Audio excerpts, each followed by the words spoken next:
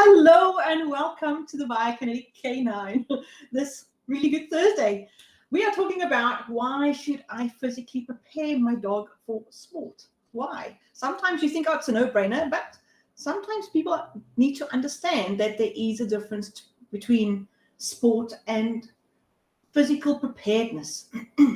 So, what am I talking about? Before we get into that, just me introduce myself quickly. My name is Angela Ahern. I am the founder of the Biokinetic K9. So let's get into what am I talking about. When we physically prepare our dogs for the sport, this is in particular for those that do sport with their dogs or do some physical activity with their dogs. Why should we get them physically prepared? Well, mainly because your fitness is not your sport. Sport and fitness are two separate things. Fitness training looks at increasing your dog's physical fitness regardless of the sport. So whether your dog is doing sport or not, physical fitness, there's an element that you have to concentrate on. So for example, your physical ability for a tennis player is very, very different to the physical ability of your marathon runner. And these two people, both physically fit for their sport, cannot do one another's sport because they haven't prepared their body physically for each other's sport. So they have got their fitness abilities, but within the confines of their sport. And why is it within the confines of their sport? It's because they want to excel in that sport. So the physical ability of your tennis player and the training of your tennis player outside of tennis is very different to the training of the marathon runner or the boxer or the rugby player outside of the sport that they are doing.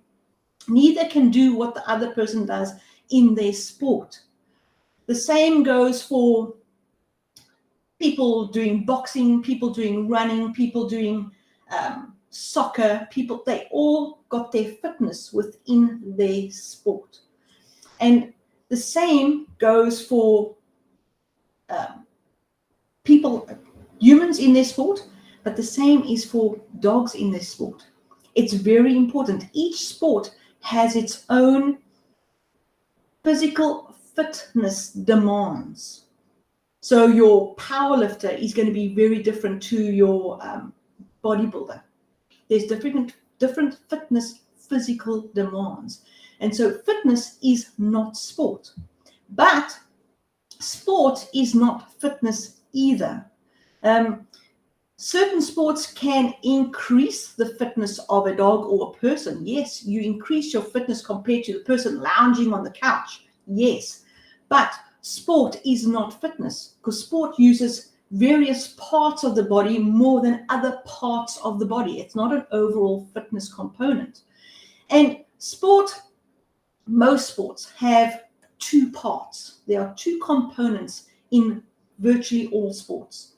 There is a technical component and there's a physical component. So like I said, each sport has its own physical requirements. And there's certain body requirements that is more demanding on various parts of the body than on other parts of the body. The same with dog sports. So there is a physical component, but it's not a whole physical component. And there is a technical component to sport. And a lot of people in the dog world focus a lot on the technical component. When we got training for our sports, we are basically training for the technical component of the sport. I know this to be true, especially for IGP. The technical ability of your dog to walk next to you and heel, the technical ability of your dog to do the jump, to retrieve the dumbbell in a particular way. They must go directly out, turn directly, come in, sit in front and finish. There's not, oh, let's throw the dumbbell, let the dog go and get it. No, the dog has to do it directly with speed, with power. There's a technical component. And we practice these technical components. The same when it comes to even the protection work. There's a technical component. How does a dog change drives? How's a dog's body posture, attitude? How does a dog launch for the sleeve? All of these things. They are technical components which we practice all the time. And we don't necessarily practice the physical fitness component for this sport, because I know this to be true with IGP, because IGP is such a power sport. Dogs have to be powerful and physically fit and able to do the sport in the first place. This is true. There is a big physical component in that sport, but very few people understand that the physical component of training your IGP sport also puts a lot of muscle imbalance on our dogs. And this is something that you need to understand just by watching your dog perform. And when you see it for the first time, you go, oh my word, this is how it works. And I watch dogs doing IGP quite often. Annika, hello, Bob and Kay. Hi, how are you? It's so nice that you are here. So when we are looking at our dogs performing IGP, we need to, when we're assessing the body, we need to watch how they walk normally. We need to do various gait analysis. We look how they stand naturally. We look how they sit naturally, how they lie down naturally and everything, and we assess their body. But it is also very important to assess how they perform their sport, because this will show you what muscles they overuse and underuse, and why you will see irregularities in their normal square sits, in the normal square downs, in this normal 4-point stack stands. There will be irregularities, especially if the people are training for their sport as a form of fitness. They are causing those muscle irregularities, and you see it in the dogs. So you see some beautiful heel work, but when you watch the dog, for that dog to keep its spine directly aligned next to and parallel with the handler so that they're not crabbing, etc., for the dog to look up to the side and to avoid crabbing, they almost always are making micro adjustments with their back legs all the time to keep their body aligned with the handler. And that continued micro adjustments causes muscle imbalances. It has to. It's exactly the same. There is a thing when a lot of human rehab professionals are finding that joggers have got shoulder pain. And when they analyze these people, they find that many of them are running with their cell phone in their hand. And it's just the cell phone, or they tape it to their arm and they're running. And this small amount of weight of your cell phone in your hand over a long distance, or continued runs every day, every second day, causes a weight imbalance and extra wear and tear on the shoulder joint of the arm that you're carrying. And you think, well, don't you just generally just swap over the handsets to another arm? And the answer is many times no. People are right-handed or left-handed. They're comfortable in one side and not the other. And so they run like that, and it causes that small, continued, repetitive strain or weight on the one shoulder, and they get wear and tear. So just those micro adjustments in the heel work of performing and practicing your sport all the time causes muscle imbalances and causes one side to be overused and the other side underused, or used in different ways, so that they may be used equally, but one leg is getting a bigger range of motion in the stride, while the other leg is slightly short stepping to keep that angle next to their handler all the time. So it's very important to watch how your dog performs his sport.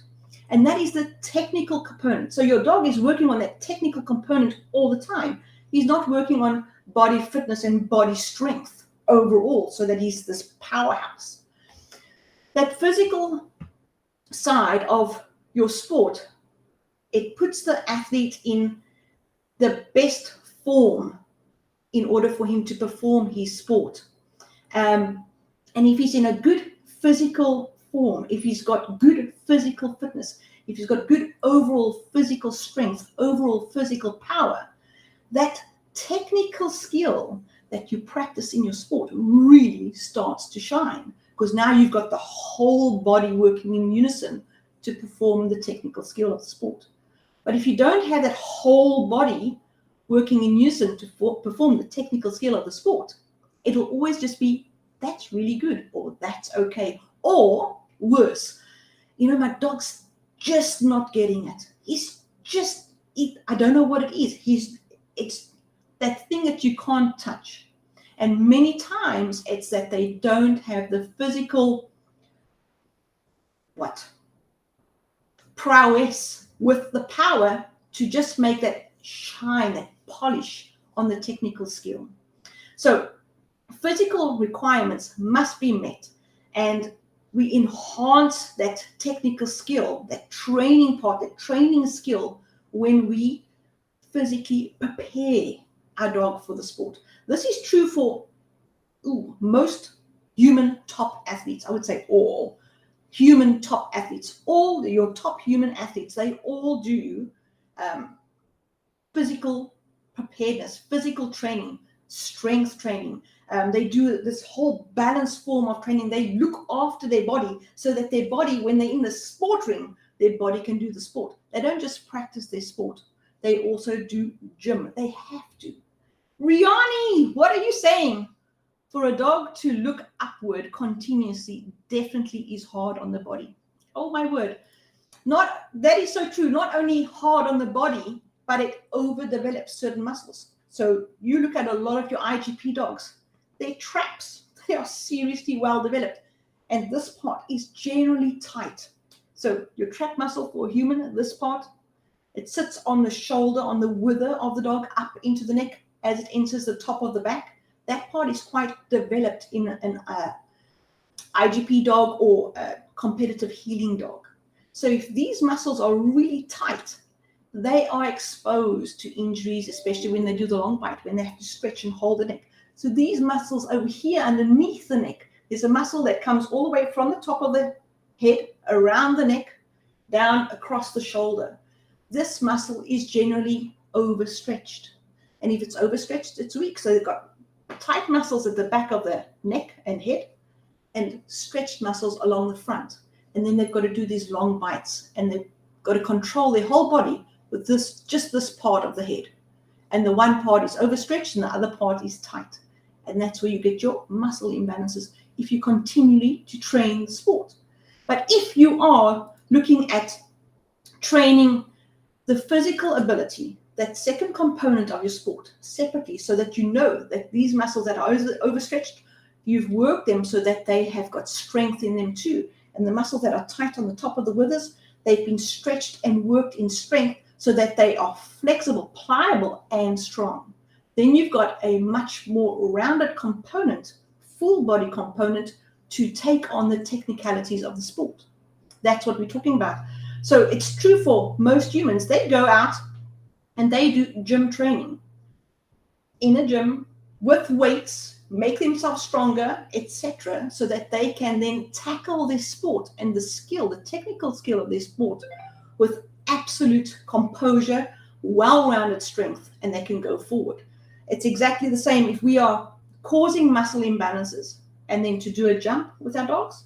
Imagine there's a short stepping leg and a full stride leg, and now you want that dog to do a hurdle with takeoff from these two legs, and these two legs are not equal in strength. How do you ask your dog to give their best if they're trying very much to do the jump with unequal legs? And that's hello.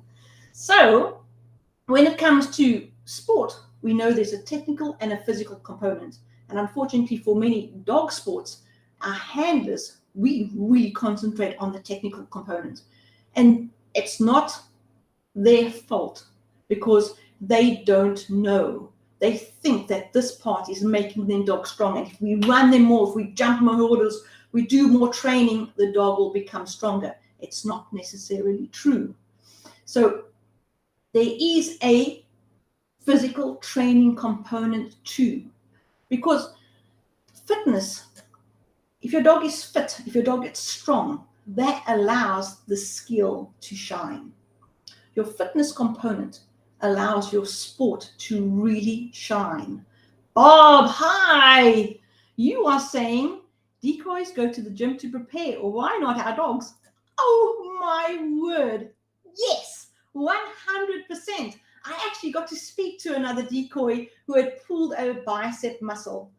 And he said, oh, yes, well, for decoy work, when the dog takes the bite of the sleeve and it stretches out, you can easily pull a muscle because it's going all the way out there. And I said, yes, but how are you doing your bicep curls? How are you training these muscles? Are you training them at full extension, full range of motion, so that when you stretch out, is your muscles being stretched? Are you getting the strength at the end of range? And he was quite blown away, because not this decoy, but many guys that go to the gym, they concentrate on the big weight, and then they don't do the full movement. They cheat in the movement, and they create short muscles. So how you're training in the gym is really important. Decoys, yes, you need to go to the gym to enhance your technique.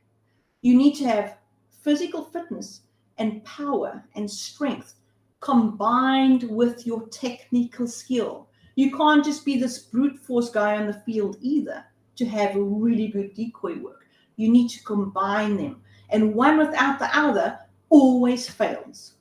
If you don't get your physicality right, the dog will destroy your arm.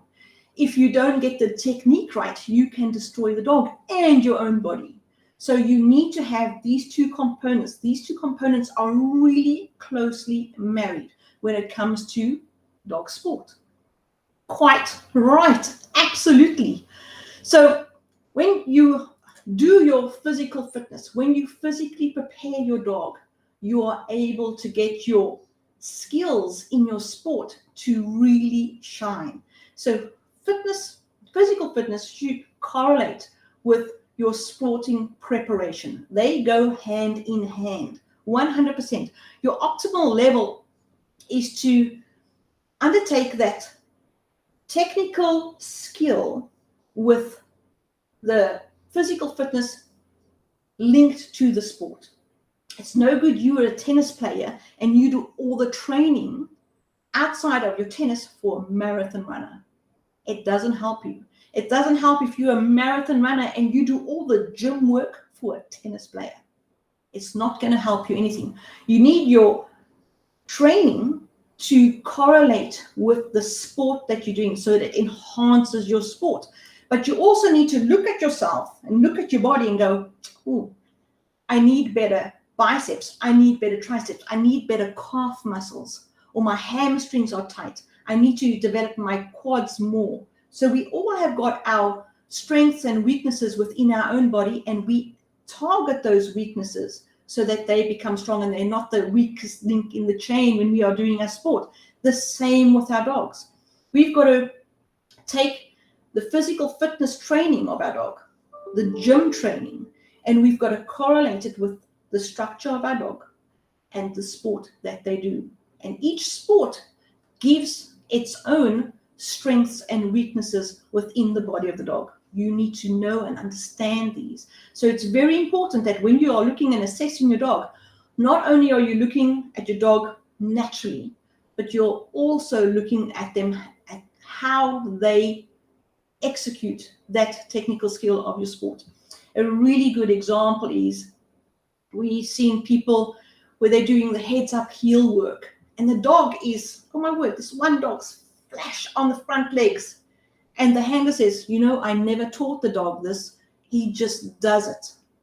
And the training was the same for this dog as it is for the next dog. And the two dogs take that training up and they interpret it differently and they move their bodies differently. So you need to look at how your dog performs in that skill training and then balance it out with your gym training. It's exactly the same where I had a discussion with, when it comes to heads up healing on my left-hand side, it causes these imbalances. So I just do heads up healing on the right-hand side. Yes, but heads up healing causes short hamstrings. So whether you heal on the left or the right-hand side, you're still going to have short hamstrings. It doesn't solve the whole picture. It causes different imbalances because the dog is not using the same opposite muscles. He doesn't interpret the same heel work pattern on the left and to the right equally on different sides of his body.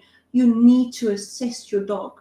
you need to look at your dog and see where are the shortcomings in your skills training and what you must pick up in your gym, and what imbalances are your skills training caused, so that you can correct them in the gym, so that you can develop in the gym a full, balanced, strong dog for the sport that they do.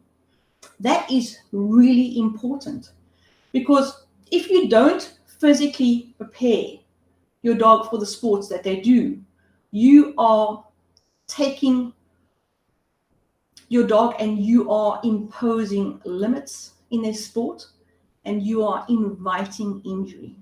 If you have got a dog that is physically strong and balanced in his body, your risk for injury is really decreased, because the dog is balanced. He can apply his body, he can give you all he's got. If he's all that he's got is one side is soft or stretched or weaker than the other side, it's all that he's got, but it's imbalanced, and so he's prone to injury. But if he's giving you everything he's got from a balanced point of view, he can give you the power and he can meet the skill you require of him physically. That's really important. So fitness reduces the limits and injury from whether you're doing show ring work, conformation work, and I've seen it, the dogs that they are not physically prepared for the show ring, and we think it's just Barbie and Ken show, glorified the pretty dogs. They have to be supremely fit to carry themselves for the duration of the show. The mental stress alone of those shows is enough. Really, all that barking, the noise, the grooming, etc. And they've got to hold themselves and stack themselves to show off their best ability. And they need to be really physically fit and strong for this. They need to run and show a proper trotting gait.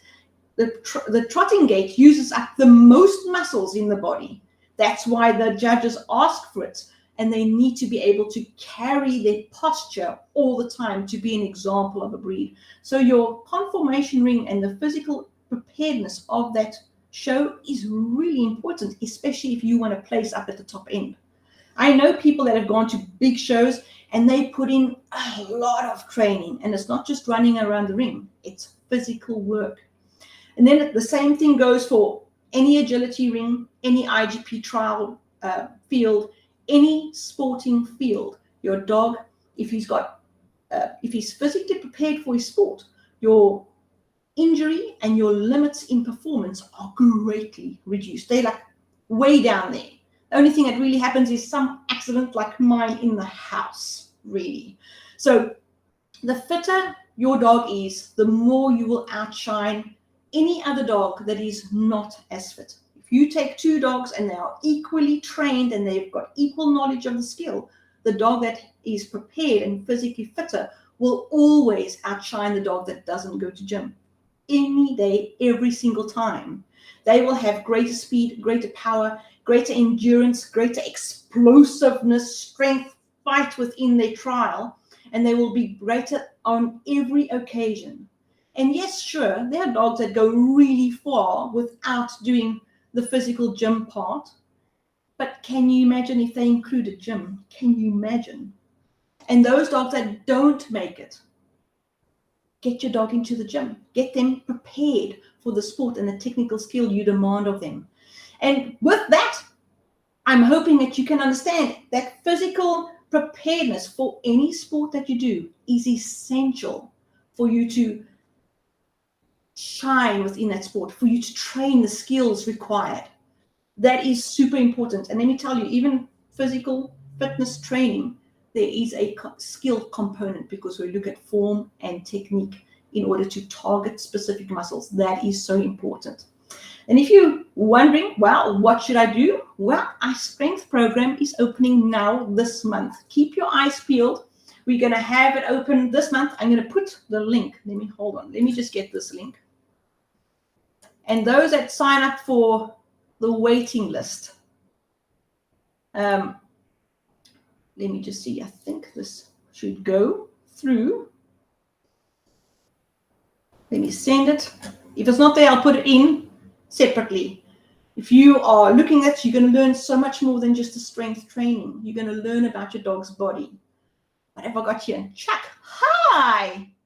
Let's see here. You asking, how would you prepare your dog for what exercises would you use for a surprise scenario sport such as PSA or a dual purpose canine? Ooh, that is a loaded question. So first of all, for a surprise PSA trial, let me put your question up here. A surprise PSA surprise sport scenario, you're looking for from static to explosive. That's always a dangerous situation because muscles tear. What we need there is strong, pliable muscles. So a muscle needs to be able to stretch and hold itself and contract really well. It needs to have a strong coil. So it is exactly the same as a human form of box jumps. We're in a stationary position, we lower ourselves slowly, and we coil that spring and that strength, and we explode up so 2 feet can land softly on a box. That's what we're looking at. And it starts off with slow work. So you're looking at slow positions, targeting the muscles, getting to know what muscles you need to use. So your dog's calf muscles are really important. Those gastroc muscles that attach to the hock at the back leg, those calf muscles, they are the ones that coil in the energy, and which is needed for that explosive pull away, the push back on the back leg. The calf muscles, you start slowly with getting the dog to jump slowly and spring slowly and control that jump. And then you're going to be moving it to get the movement slow into a piston form where they're not moving the legs, so you can really target that muscle, get it slow and get it to move like a piston.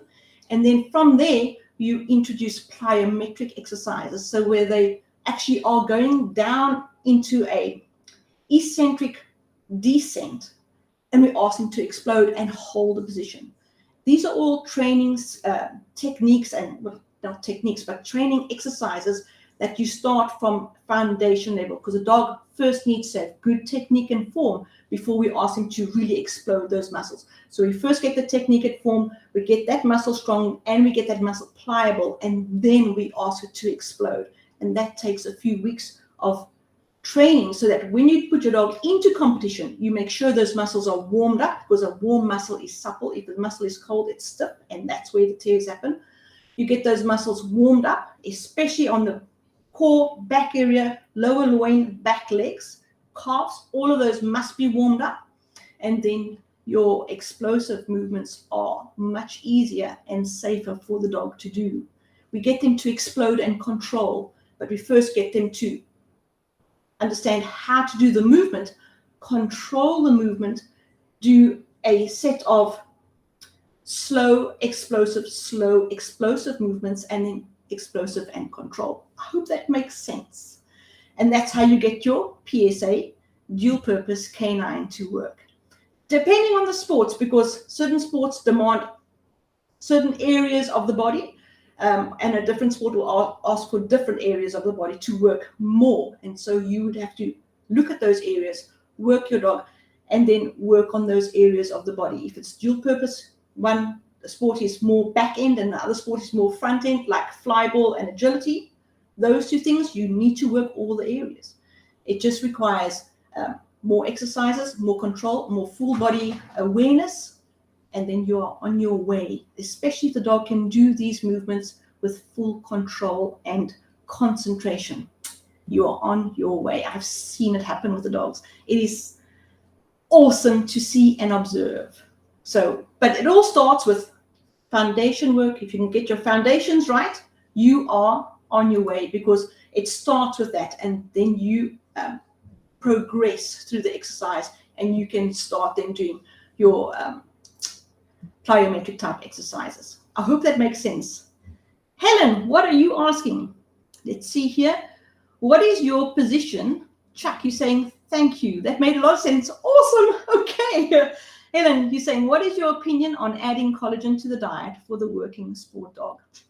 Helen, any supplement is It's also like a loaded question. So when it comes to collagen, you've got to look, is it short chain or long chain? The quality of the collagen being provided, how bioavailable is it? So I'm not going to go into product names. Some products are better than others. If you are going to look at a supplement, I would always say do not skimp financially on a good supplement. Good supplements are there and they're good because they actually are good. They've gone through the science. Read up about them. Read about the science behind your supplements. Supplements don't have to have peer-reviewed science because it's nutraceuticals, etc. But I do know of nutraceuticals that are also considered pharmaceuticals because of the science behind it, and not only third-hand science or white paper, but actual science and research on the ingredients and how their ingredients interact with one another. So adding collagen, you can. It depends on the type and how bioavailable that collagen is. All right, so it's a big subject. All right, so I'm going to tell everybody to have a really super training weekend. Hug your dogs because they are your partners in crime, and have good training. Keep them fit, keep them healthy, keep them strong. Go to gym. Your sport will shine. If you have any questions, you're most welcome to contact me. My email is, let me get it here for you, fit@thebiokineticcanine.com. You can go to my website, thebiokineticcanine.com. You can read up about what we do. Our strength program is launching again this July, where you can ask me everything and anything. If I don't know, I'll find out for you. And there you go. We work mostly on IGP dogs, but we do a lot of sporting dogs. Pet dogs too, because every dog needs to be fit, strong, and healthy. All right, everybody, I'm going to put up my details here now, and you can have an awesome weekend. Chuck, I'm glad I made sense to you. Bob, you are most welcome. Anat, you are most welcome. Have a super weekend, you guys. Let me put this up here. Let me put this away here. And let me say cheers.